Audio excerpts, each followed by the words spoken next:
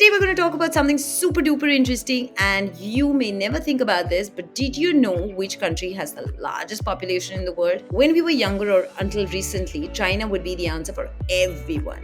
Well, I think I'm going to burst your bubble to say that that used to be true. But recent reports suggest India it is. Is your reaction going to be like, India's population has crossed China's population? What? Yes, that means there are more Indians than any other country's population. People had long been predicting us to overtake China's population by 2050, 2030, more recently by the end of 2023. But to everyone's surprise, India's population surpassed China's in January of this year in 2023. Now, that was super quick. And that's not all. India's population gap over China is to widen for decades yet. And soon there'll be 2 Indians for every 1 Chinese alive by the end of the century.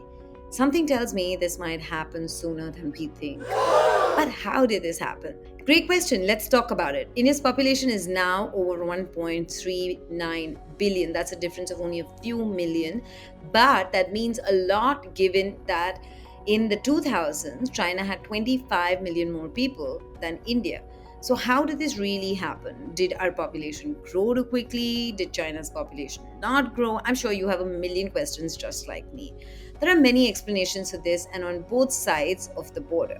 One reason is the surging cost of living, which has deterred many young couples from having children.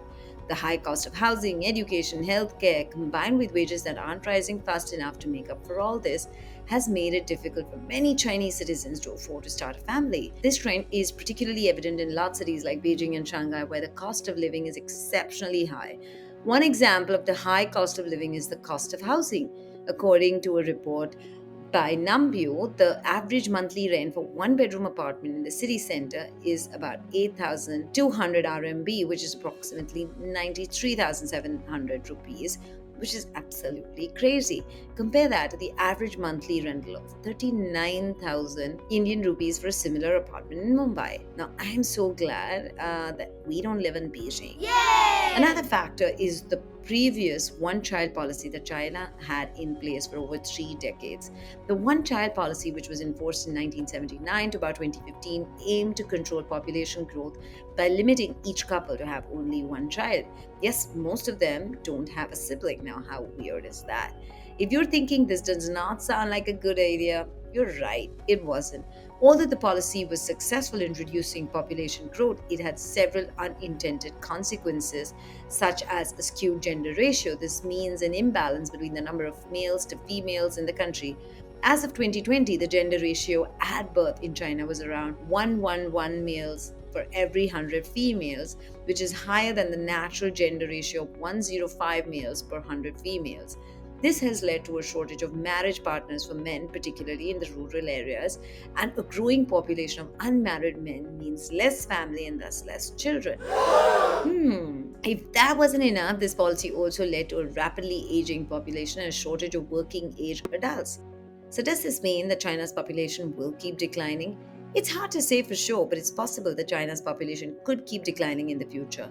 In recent years, the Chinese government has taken steps to address these unintended consequences by discontinuing the one child policy and introducing new family planning and campaigns such as Later, Longer, Fewer.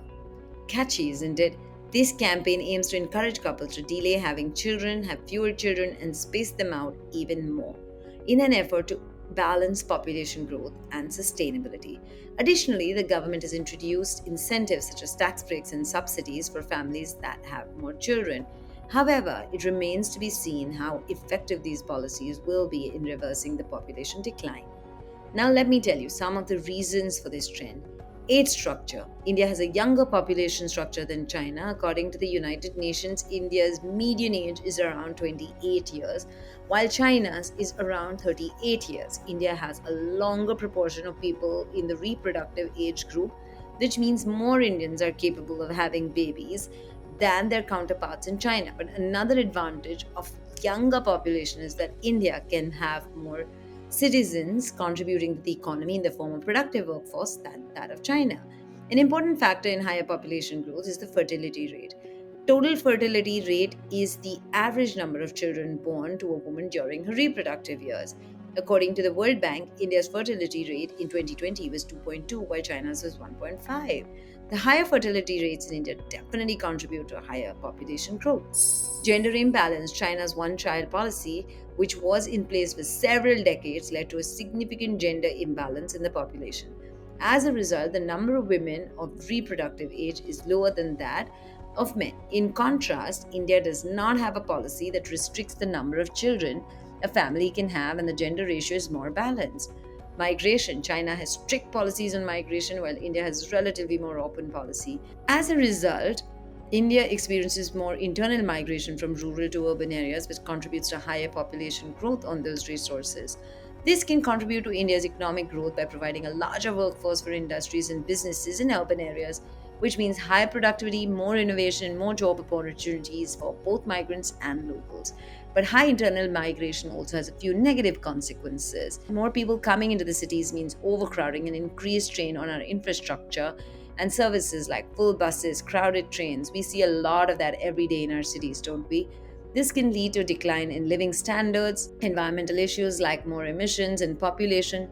Family planning programs. India's family planning programs have been less effective than China's. China's family program, which included strict birth control policies, was successful in reducing population growth. In contrast to that, India's family planning programs have been far less effective. Education and women's empowerment. Education and women's empowerment are essential factors in shaping population growth. As women become more educated, they will be forced to use contraceptions, and of course, accessing education employment opportunities gives them more freedom and independence. Health and healthcare of course plays a huge role in shaping population growth. Access to healthcare, nutrition, sanitation can impact significantly the fertility rates and the mortality rates.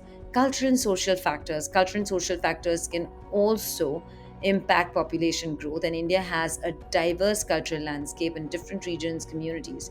Some communities may value larger families, which can contribute to higher fertility rates. In contrast, China has a more homogeneous cultural landscape, and the government's family planning policies have had a more significant impact on the shaping of the population. It is important to remember that high population growth also has several challenges. It includes strain on resources, poverty and inequality, political instability, pressure on healthcare, food security, an aging population. And all of these seem to be disadvantages. And these are some of the disadvantages that we will have over China.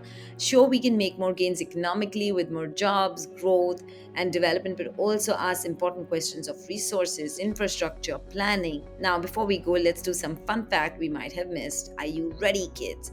First up, did you know India's population expected to reach 1.64 billion by 2050, which is about 1/5 of the world's total population? Just imagine, one out of every 5 person in the world will be in India. Now, how cool is that? India's population is incredibly diverse, but did you know that we have more than 2,000 ethnic groups and over 1,600 languages that are spoken? Despite our high population, we truly are special in that regard.